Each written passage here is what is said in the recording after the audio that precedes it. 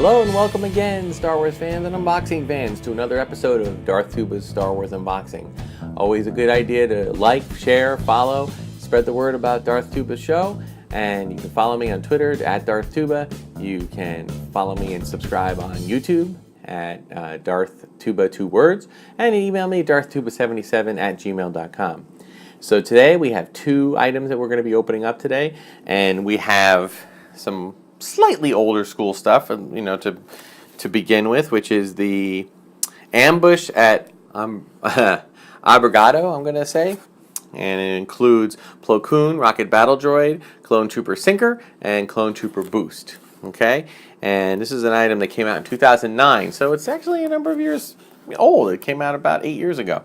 And then from last year, we have the Luke Skywalker figure, which includes some armor up, I guess some sandstorm stuff that he allegedly wore during his. I'm going to say it's during the Return of the Jedi, but we'll see. We'll see what it says on the box. So we're going to start with this one though. We're going to start with the big one, the battle pack. I don't usually open up battle packs, as many battle packs. I'm starting to. If the battle pack is filled with figures that I have already opened up loose, I try not to open it up. This one, the Battle Droid is a different paint scheme and it looks very different. Plo Koon has the arm protectors, the forearm protector armor, and the two clones are absolutely different than any other clones that I have. So I'm going to open these up, and the display that they're in is okay, but there are others that are a little bit better. So I'm going to just read the back here. A mysterious separatist weapon destroys Plo Koon's command ship. The Jedi Master, along with Clone Troopers Sinker and Boost and Clone Commander Wolf, abandon ship in an escape pod just before the vessel is blasted into pieces by cannon fire. Now they must try to stay alive until rescue comes, while General Grievous, who is testing the new weapon, sends out forces to eliminate any survivors. This is one of the earliest Clone Wars episodes that came out, and they were just getting there. They were still getting their sea legs, if you will. There was a Clone Wars movie that came out in 2008 in theaters. It was out in August. It was very poorly received in the sense that it wasn't advertised. It was just a kind of a last-minute decision. I liked the movie. I thought the movie was essentially just like 3 or 4 episodes, just linked together, and it was a good movie. It just it wasn't of the level that you would be used to watching, a Star Wars movie. It was much more subtle, subdued kind of story, but it still had some great effects. What they were doing with CGI and animation was just great, incredible. After that, however, they started coming out with a couple of episodes that really started to delve into the clones as people, as humans, and how they really do maintain different types of personalities, and it was really interesting. And as you started to watch the show, if you really got into it, you started to really feel for the clones, and you started to see them as that band of brothers type of thing, and it started making you think about Order 66 and how the clones turned on the Jedi, and how gut-wrenching that is going to be when they all turn on the Jedi, especially Plo Koon, because he was one of the Jedi that that actually bought it on film, by being killed by his own clones. So it's a unique thing. And this episode was pretty interesting. They didn't shy away from being violent, and while they didn't show a lot of blood or gore, it was still pretty intense. So these are pretty cool figures. All the battle packs that have come out have been awesome. They've just been great ways they're like built-in dioramas.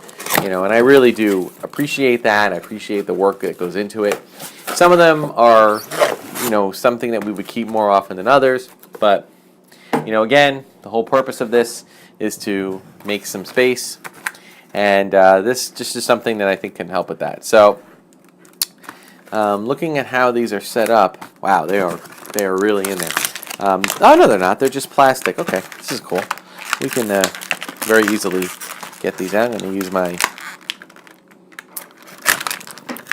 going to just use this to kind of, again, be careful if you're doing this. Just be careful not to spread this over your fingers or your wrists. You don't want to have any bleeding and injuries. You don't want to start off your day of unboxing and then end up at the hospital. That would be bad. All right, cool. So I'm gonna just take some of this stuff. Oop, can't forget his helmet. The paint schemes on him are different. And these are before they went back to 5 points of articulation. So these figures actually have a little bit more articulation than what the new figures have. So generally speaking, these toys, these play sets went for roughly the price of 4 figures, or if there were 4 in there, be 4 figures. Sometimes maybe 3 figures. They give you 1 for free. But yeah, you put the clone trooper helmet on, and boom, there they are. He's there, and he's got his articulations. Although sometimes the articulation can be, he's got this little rubber band around his arm, but it's been so posed in one direction, it's kind of hard to change. So I'll leave it alone for now. I'll use that to kind of help prop him up. Okay, and now we'll do Plo Koon. All right. Plo Koon, voiced by James Arnold Taylor. Awesome gentleman. I'll tell a funny story while I'm doing this. My wife is actually a teacher in an elementary school. She's actually a computer teacher. She teaches technology to first and second graders. And one of her big responsibilities in the school is kind of like the morning announcements, which she opted to do kind of like a podcast. Only they called it a Cubcast, and she started doing it, and she would play, snippets of fun music, either Star Wars or Disney or something, just to kind of get the kids interested. And they would say what any morning announcements, what the meal of the day was, and that type of, if any teachers had birthdays, that type of thing. So I went to a Star Wars celebration when the Clone Wars was just getting popular, and I met and got autographs with all the voice actors: James Arnold Taylor, who does Obi-Wan Kenobi and Plo Koon, Matt Lantern, who does Anakin Skywalker, D. Bradley Baker, who does the clones, and Matthew Wood, I couldn't think of his name for a minute there, who's the voice of General Grievous. And Tom Kane, who's the voice of Yoda. And I actually asked them if they would record a bumper for the morning announcements for my wife's school, and they all did. They all named the school, and they said, this is the morning Cubcast, and here are your Cubcast correspondents. And they did it in the voice of their characters. They didn't even put their own real name. Sometimes when they do it for like a podcast, they'll say, "Hi, this is James Arnold Taylor." They didn't do that. They did it totally in character, and it was awesome. And they did it, and and when Clone Wars was really popular for all the first and second grade boys, especially, and girls, and they would hear these announcements once a week, once every 2 weeks, they'd hear a Star Wars character doing their announcements. So it was really cool. My wife was the coolest teacher in the school, I can tell you that. All right, so there's Plo Koon. Okay, and now we're going to take out the battle droid. And I get nervous about the battle droids because they are so flimsy in the legs and in the arms that they're just really, really hard to come on, there we go. A little more. Ah, we knocked over. Oh, it's foreshadowing. We almost killed Plo Koon. We killed Plo Koon. That Order 66 thing, man. That's one of the hardest things to watch these days. It is so hard. In fact, when I go to see the movie, when I watch the movie, I'm dreading, the whole movie, I'm dreading getting to that point because I know it's going to be just horrible to watch. So. And it doesn't disappoint. It is horrible. I mean, horrible good, but horrible sad. So, anyway, this thing's... It's always nice to have that thing. All right, so we've got our little jetpack on the battle droid. Now, here's one I don't know if he's gonna stand. He may not, because remember, he's really more designed to... Well, we'll see. All right, first of all, Plo Koon, get back up. You're not dead yet. All right. Oh, well, what do you know? Now, chances are they're going to get knocked down again, but we will see. All right. Now, which one is this one? Oh, no. We'll just say the other clone for now. It's hard to keep track of the clones. I mean, but not that hard. I mean, they did enough individualized look to make it, understandable. Okay, and you get your helmet. Oop, backwards. There we go. I'm going to put your arm the right way. Okay, down like that. I like the sleeker look of the clones in the TV show. I thought that they, and I probably know that part of that was by design because battle droid goes down, battle droid down. I know part of that was by design just because it was easier to animate. But okay, it looks like we've got again some type of gun that can be fired like a cannon. I'm going to leave that out of the mix here. And I will just stick to our... Oops, there we go. Alright, so once again, here are our 4 characters, our battle droid, our 2 clones, Plo Koon, from that episode. I think it was like Destroy Malevolence, or Battle of, or Revenge of Malevolence, something about Malevolence, the name of the Grievous ship. Okay, and to round things out, we will do an opening of the Luke Skywalker from Return of the Jedi. And before I finish opening it up fully, let me just kind of read the back here.